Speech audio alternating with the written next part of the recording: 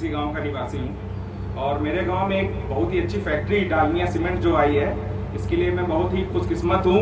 आप लोग हमारे गांव में आए और इतना बड़ा प्रोजेक्ट लगा रहे हैं और इससे रोजगार भी बढ़ेगा और ग्राम सभा में जो हमारे बेरोजगार व्यक्ति हैं उनको भी रोजगार मिलेगा।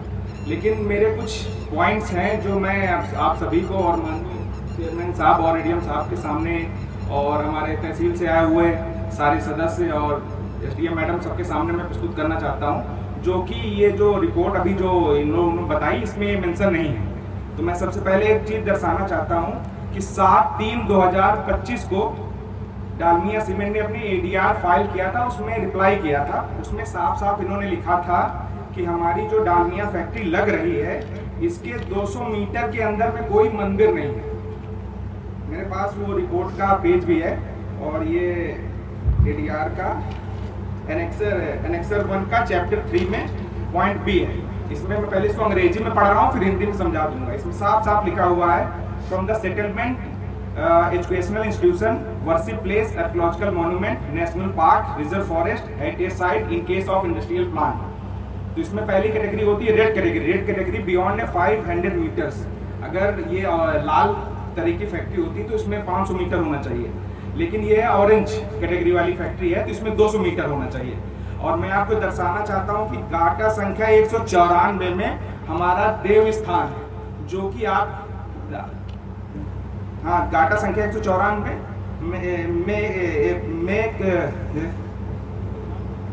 मंदिर पगला बाबा स्थान है जो देव स्थान में मेंशन है। अब डालमिया की तरफ से जो स्वप्निल शर्मा जी है, मैं इनसे भी ये बात रखना चाहता हूँ। मैं इसमें मेरा कोई पर्सनल निजी स्वार्थ नहीं है कि मैं इस फैक्ट्री को लगने में अवरोध प्रकट कर रहा हूँ, ऐसा आप लोग बिल्कुल ही ना समझे, क्योंकि लोगों के मन में ये भ्रम हो जाएगा कि ये नया लड़का आया है, कुछ लोगों को भ्रमित कर रहा है। तो मैं सबको पहले ये सूचित करना चाहता हूँ कि मैं लोगों के सामने जागरूकता, क्योंकि हमें भारत सरकार ने, हमारे संविधान ने हमें राइट दे रखा है, मैं बस उसी को बताने आया हूँ। तो इसमें साफ साफ लिखा हुआ है कि ऑरेंज कैटेगरी की फैक्ट्री है तो उसकी जो फैक्ट्री की बाउंड्री है उससे 200 मीटर की दूरी में फैक्ट्री होनी चाहिए। ये चीज डालमिया की जो ये आप रिपोर्ट है इसमें मेंशन नहीं है। उसके बाद जितने भी तालाब या नालियां, बम्बा की नालियां, ये सब नहीं दिखाए गए। तो मैं ये चाहता हूं कि ये चीजें जो मेंशन नहीं की गई डालमिया की इस रिपोर्ट में उसको उजागर करूं और माननीय हमारे विजय सर इनके सामने बात जाए। मैं अपने हाथ में पूरा ये लेटर ले रखा हूं, इसमें साफ साफ लिखा हुआ है कि ऑरेंज कैटेगरी बियॉन्ड 200 मीटर्स, मतलब 200 मीटर जहां से डालमिया फैक्ट्री बन रही है वहां से 200 मीटर की दूरी में कोई भी देव स्थान नहीं होना चाहिए। अगर है तो ये वर्जित है, मतलब इस तरीके में ये फैक्ट्री नहीं लग सकती। मैं फिर से आपसे ये कहना चाहता हूं कि मैं फैक्ट्री के लगने में पूर्णतः अपना सहयोग करूंगा। मेरी जमीन फैक्ट्री के अंदर है, मैं इसके लिए भी देने के लिए तैयार हूं, लेकिन मैं ये चाहता हूं कि जो भी ये फैक्ट्री लगे, क्योंकि स्वप्निल शर्मा जी से भी मेरी बहुत अच्छी बातचीत चल रही है और मैं डालमिया कंपनी का शेयर होल्डर हूं। मेरे पास 130 शेयर हैं जिसकी कीमत आज के दिन में 2,60,000 रुपए है। फिर भी मैं डालमिया कंपनी के पक्ष ही समझिए या विपक्ष समझिए, अपने हक के लिए आज खड़ा हूं, अपने विचार व्यक्त कर रहा हूं, क्योंकि पीसीबी से हमारे विजय सर आए हैं, इनके सामने बात रखना बहुत जरूरी है। अगर ये बात नहीं रखी जाती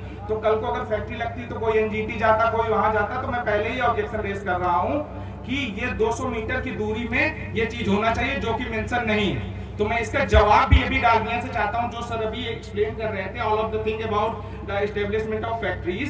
तो can you please explain me why these 2 meters of the temple it is not mention in your report. तो can you please elaborate all of the thing to villagers, क्योंकि मैं चाहता हूं कि गांव वाले भी ये बात अपने कानों से सुने और इसको समझें कि ये भी इसमें लिखा हुआ है, ये भी एक इसकी मात्रक है। जैसे मार्केट में कोई 1 किलो तेल लेने जाता है तो अगर उसको 800 ग्राम दे दे तो वो अपने हक के लिए बोलता है। तो वैसे मैं भी आया हूं और ये बात कह रहा हूं कि भैया 200 मीटर वाला ये क्लॉज आपने काहे नहीं लिखा, एक मंदिर को आपने नहीं दिखाया। अब इस मंदिर में हर बार शिवरात्रि में लाखों श्रद्धालु आते हैं, अगर ये रूल्स में लिखा हो तो उसको प्लीज आप मेंशन करिए। बगल में डगऊ ताला है 220 नंबर, वो भी मेंशन नहीं किया गया, जो अकॉर्डिंग टू फैक्ट्री के हिसाब से भी 200 मीटर में होना चाहिए। तो मैं बस यही चाहता हूं कि मेरा फैक्ट्री के प्रति पूरा सहयोग है, स्वप्निल शर्मा जी और इसके चेयरमैन उसके प्रति, लेकिन विद इन लॉ आप ये काम करें और मैं पूरा सहयोग करता हूं।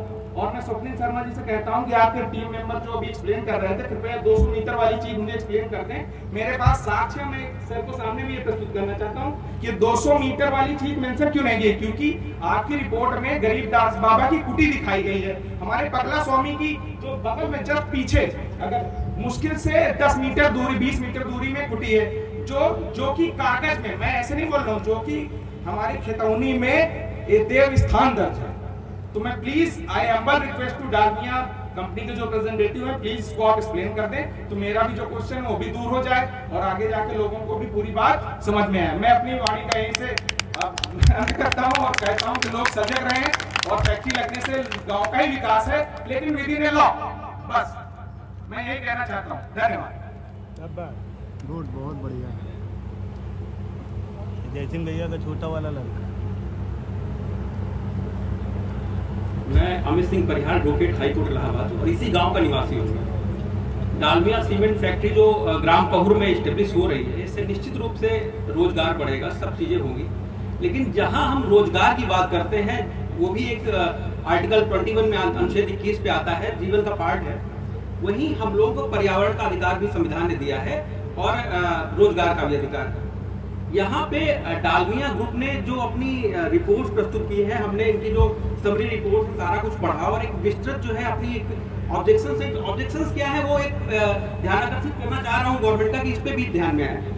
पहली बात तो ये है कि जो अभी डालमिया ग्रुप ने अपनी असेसमेंट कराया नजदीकी गांव के आसपास क्षेत्र का कि भाई यहाँ का जो पानी है वो स्वच्छ है, सारा कुछ है, तब मैं यहाँ पे कुछ दर्शाना ये चाहता हूँ कि एनजीटी में वार्ड संख्या चल रहा है, वार्ड संख्या अगल बगल के गांव बनियन खेड़ा, गुदरौली, जिनमें से 8 गांव जिनमें पहुर भी सम्मिलित है, उनका पानी दूषित पाया गया है। लोगों के खून में क्रोमियम, मर्करी जैसे हानिकारक पदार्थ पाए गए हैं। इस स्थिति में जो रिपोर्ट प्रस्तुत की गई है कि पानी, खून में सारा कुछ सब सही है, ये कैसे कहा जा सकता है? जबकि एनजीटी और पोल्यूशन कंट्रोल बोर्ड के खुद अधिकारीगणों ने मौके का निरीक्षण किया है और भारी मात्रा में डैम्प्ड क्रोमियम और पानी में भी क्रोमियम पाया है। एक बात। दूसरी बात यह है कि यहाँ की जो लोकल इन्होंने रिपोर्ट बनाई कि नियर बाई सेटलमेंट है, नियर बाई सेटलमेंट एकदम फैक्ट्री के करीब बने हुए हैं। 222 गाटा संख्या 222 में है, बगल में और कई गाटा में घर बने हुए हैं। इन चीजों को दिखाकर 260 मीटर दूर दिखा दिया कि भाई इतना दूर पे बने हुए हैं, हमारे घर वगैरह बने हुए हैं। तीसरी बात, मंदिर जो है वो जस्ट फैक्ट्री के बाउंड्री से करीब 20 मीटर दूरी पर बना हुआ है। गवर्नमेंट ने वाटर पोल्यूशन के लिए कंसेंट रूल्स बनाए, 2025 में ही आए, उसमें साफ किया है कि जहां कोई रिलीजियस प्लेस, इंस्टीट्यूशंस, इस तरह की चीजें होंगी, उनसे 200 मीटर दूर तक कोई भी फैक्ट्री प्लांट स्टेब्लिश नहीं किया जा सकता। जबकि ये प्लांट अगर यहाँ पे स्टेब्लिश किया जा रहा है एकदम बगल में, तो भाई उसका ब्रीच हो जाएगा। दूसरी चीज ये है कि नॉइज पोल्यूशन जो कंट्रोल रूल्स हैं, उस पे कोई भी रिलीजियस प्लेस होता है उसके 100 मीटर तक साइलेंस जोन माना जाता है। मिनिमम 100 मीटर कहा गया है, उसके बाद और अधिक हो सकता है, लेकिन मिनिमम 100 मीटर हो सकता है। तो अगर हमारा रिलीजियस प्लेस इसके जस्ट बगल में लगा हुआ है और उसके 100 मीटर, क्योंकि है तो 20 मीटर पे, तो भैया फैक्ट्री के अंदर जो पोल्यूशन होगा वो 45 से 50 डेसिबल तक हो सकता है। 45 डेसिबल दिन में और 50 डेसिबल रात में, 50 डेसिबल दिन में और 45 डेसिबल रात में हो सकता है। तो अगर फैक्ट्री की ग्राइंडिंग यूनिट चलेगी तो कितना पोल्यूशन होगा। इसके अलावा आस पड़ोस के जो तालाब हैं, बहुत सारे नंबर हैं, कुछ नंबर मैं यहाँ उल्लेख भी करना चाहता हूँ कि उनको नहीं दर्शाया गया। जैसे गंचौली माइनर है, गंचौली माइनर बिल्कुल फैक्ट्री के पीछे से जाता है और इंपॉर्टेंट बात यह है कि ये पानी पहुंचाता उन्हीं गांव को है जहां का पानी दूषित पाया गया है। बनियन खेड़ा गांव, गुदरौली गांव एवं आसपास के गांव, पहुर गांव में भी पानी सप्लाई करता है। तो अगर ये मान लीजिए कोई प्रदूषण होता है, इन्होंने कह दिया कि भाई फैक्ट्री में स्टेब्लिश कर देंगे, पत्थर पीछेगा, फुजूर कुछ तो जाएगा उड़ के पानी में, और अगर ये पानी में वहां पहुंचेगा तो कहीं ना कहीं तो प्रदूषित होगा। एक बात। दूसरी नंबर की यादगारपुर माइनर बगल के कई गांव को पानी सप्लाई करता है। ये चीज रिपोर्ट में मेंशन क्यों नहीं की गई, ये रीजन नहीं दे पाए। इसके अलावा नीमी तालाब जस्ट फैक्ट्री के बगल में लगा हुआ है, जस्ट फैक्ट्री के बगल में। गंगाऊ तालाब गाटा संख्या 220 एकदम फैक्ट्री की बाउंड्री है उससे जुड़ी हुई, और उसमें मैंने लगा रखा है विस्तृत रिपोर्ट जो है अपनी मैंने बनाया है, ऑब्जेक्शन बनाए हैं लिखित, वो आज सर के सामने मैं प्रस्तुत करूंगा लिखित रूप से, ताकि इस पे विचार किया जाए।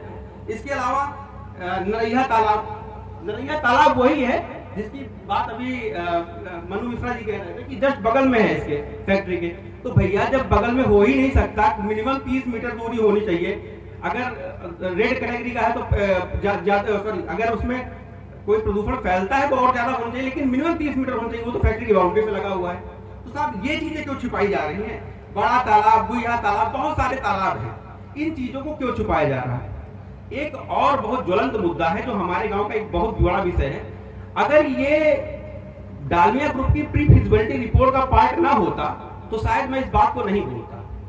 बात यह है कि डालमिया ग्रुप ने अपनी प्री फिजिबिलिटी में रिपोर्ट में लिखा है कि हम किसानों से सीधी जमीन खरीदेंगे म्यूचुअली एग्रीड प्राइस से, आपसी सहमत मूल्य पे। और जबकि इन्होंने खरीदा है, कोई इनका एग्रीगेटर है ultra professional construction services private limited, उसके माध्यम से जमीन खरीदा है। तो साहब आपने डालमिया ग्रुप को क्या तो पूरी चीज क्यों नहीं बताई? डालमिया ग्रुप में पूरी बातें क्यों नहीं रखी? इसमें केवल पर्यावरण वाली चीजें आप डिस्कस कर लीजिए। बिल्कुल सर, बिल्कुल सर, केवल पर्यावरण वाली अच्छा, चीजें डिस्कस करिए। इसके अलावा सर इसमें करीब 700-800 पेड़ हैं पूरे क्षेत्र पे। डालमिया ग्रुप ने किसी में अपने बैनामे पे पेड़ों को दर्शाया नहीं है। मैं चाहता हूं कि इस बात पे ध्यान दिया जाए कि अगर 700-800 पेड़ कट जाएंगे तो सरकार होगा क्या इसका? यहाँ की पॉपुलेशन का क्या होगा? इतना प्रदूषण फैलेगा, कहाँ होगा, कहाँ जाएगा? तो सर मैं तो यही जानता हूँ कि यूपीएससी या सिविल सर्विसेज में जो भी पढ़ाई करते हैं, सर ने भी पढ़ाई की है, तो पर्यावरण का महत्व सर भी समझते हैं और गांव वासी होने के नाते हम लोग भी समझते हैं। तो इस चीज को विशेषकर गौर किया जाए। और सर मैंने लिखित अपनी जो है ऑब्जेक्शन लिख रखे हैं, इस पर कृपया विचार किया जाए। मैं इसको देना चाहता हूँ सर को। बहुत बढ़िया।